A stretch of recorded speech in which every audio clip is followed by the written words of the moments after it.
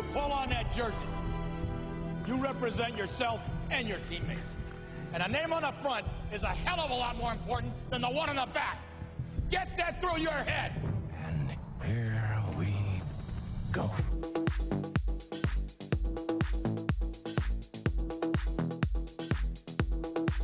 And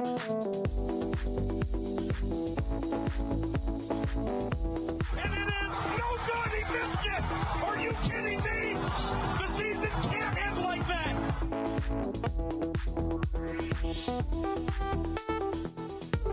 The playoffs? Don't talk about playoffs. You kidding me? Playoffs? I just hope we can win a game. What we've got here is failure to communicate. We all go a little mad sometimes. Some goofball in a hat and a red shirt. Now he takes off the shirt. He's running down the middle by the 50. He's at the 30. He's bare-chested and banging his chest. Now he runs the opposite way. He runs to the 50. He runs to the 40.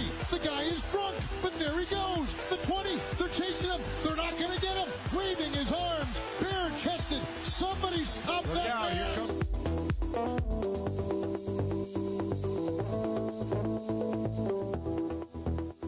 Nobody ever tells me anything, so I'm going to try and tell you everything I know about the SFL. Welcome to Tuesday's edition of the program, otherwise known as NETMA. Thank you so much for joining me for another edition of the show.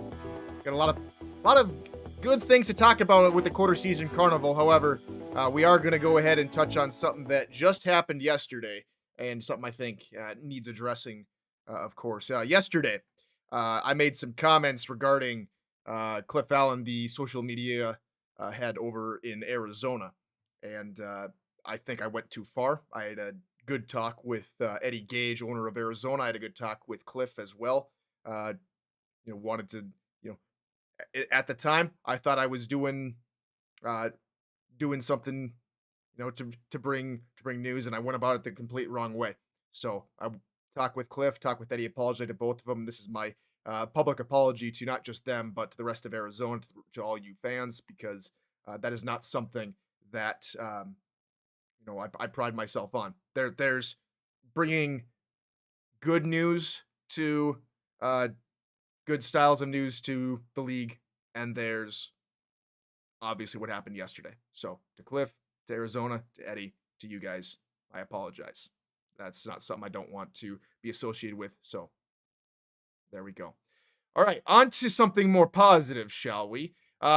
It's the inaugural quarter season carnival, and let's kind of dive deep into what all this means, right? So the quarter season carnival, or I should say festival, because that I believe quarter season carnival is already taken by some other three-letter league and maybe a different social media outlet, but quarter season festival is kind of based on that, right? And when you're at a festival, you expect to win some prizes, right? So I've got, I believe, 5 different prizes to hand out to 5 lucky teams. We're not going to touch on individuals today. If you're wondering, my current rookie of the year is more than likely going to be Scar Patterson, because Scar Patterson has done fantastic for San Diego.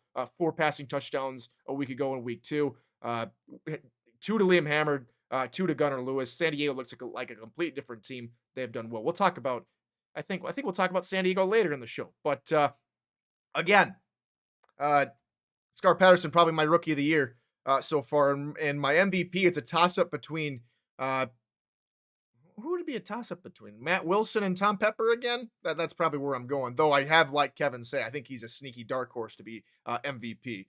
All right, let's go and get going. I got 5 awards, and we're going to start out with the Bounce Back Team Award. And this is the team that I feel is going to be the team that they start 0-3. They have the best chance among everybody else who's 0-3 currently to make it into the playoffs. And that's no other than London, in my opinion. Again, 3 weeks in a row, they haven't had the successful game plan. They started off guns blazing against Baltimore.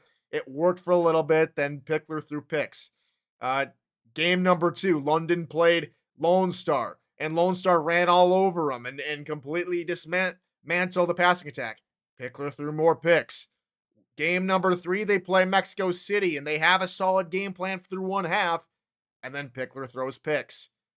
I think this bye week here in week 4 will give them an extra opportunity to change some things up, and I think London is out of the couple teams that are 0-3 right now. It's London, Portland. Is that it? Oh, Fort Worth. There we go. London, Fort Worth, and Fort Worth. Of those 3 teams, I think London has the best chance to bounce back and make the playoffs. So, one thing to note as we continue to go through these awards, these quarter season festival awards, only 1 award per team. Okay. I emphasize that as we go into our next award. It's the Best Offense Award. And when I was taking a look, I would even consider this team to be even better than a lot of the other teams, of course. And it's a surprising fact, especially how they played this last week. It's Mexico City. Mexico City with the win over London, and they've got, I think they've got the best offense. And when I say best offense, I'm not looking like they have to lead every single category. I'm looking for the most composed, the most balanced, the most effective offensive attack in the league. And you can make a case for a number of teams, though my money is on Mexico City. They got 9 passing touchdowns, 3 rushing touchdowns. Their passing offense is one of the best in the league, 347 yards on average. Their rushing attack is near 140 yards on average. They're converting third downs at about a 65% clip. And they're not turning the ball over a heck of a lot, though they are probably middle of the pack in that regard. That's probably the one, gripe I have for Mexico City, but sitting at 2-1 with, averaging about 31 points a game in their first 3 games and having a solid, getting yards on the ground and through the air, ad nauseum. I think Mexico City's offense is pretty darn good. I think they're the best here in the league as they come out through the first 3 weeks.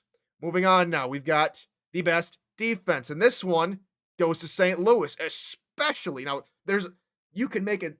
I was going to almost put Arizona here. I was almost going to put Arizona, maybe even Atlanta or Las Vegas here. Now, St. Louis. When you think St. Louis, you don't always think passing defense. They are currently the best passing defense in the league. They have on average allowed less than 180 yards through the air through 3 games.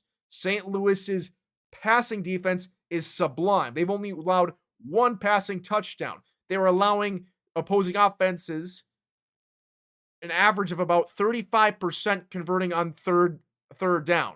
This defense is no joke. St. Louis's defense is helping him win football games, and it helped him beat Atlanta last week. St. Louis is the best defense through 3 games. All right, on to award number 4. Last 2 awards we've got going tonight.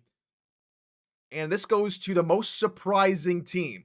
This could be good, this could be bad, but the most surprising team out there in the league right now is San Diego. They stun Florida week 1.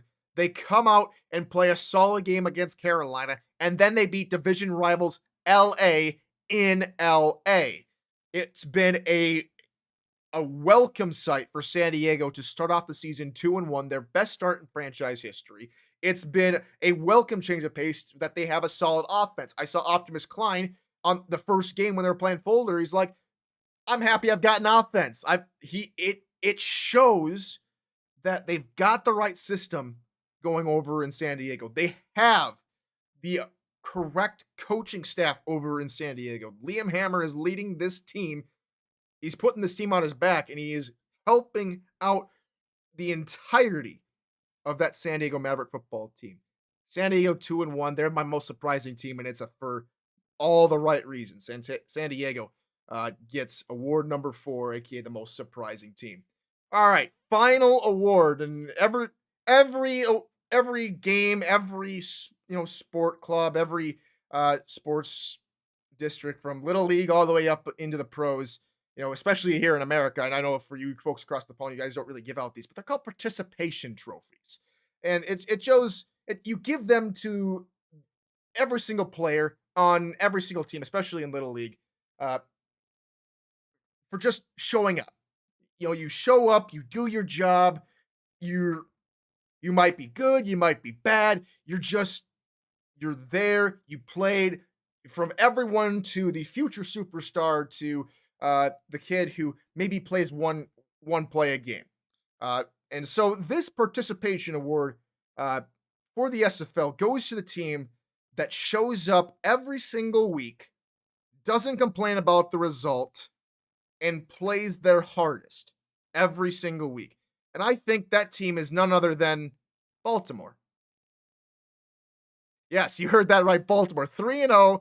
They've had to show up the past 3 weeks, and they pretty much have eased themselves to a victory first 3 weeks of the season. They beat London. That one was probably their closest contest. They beat Houston. They beat Fort Worth last week.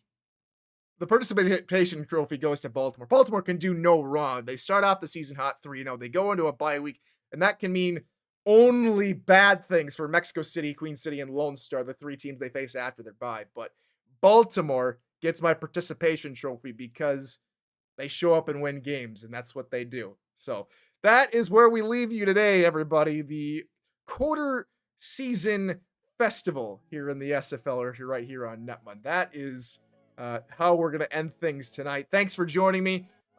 Tomorrow we got more power rankings in my top 10. Hope you come back and watch that. And until then, everybody, we'll see you tomorrow. And good morning, good afternoon, and good night.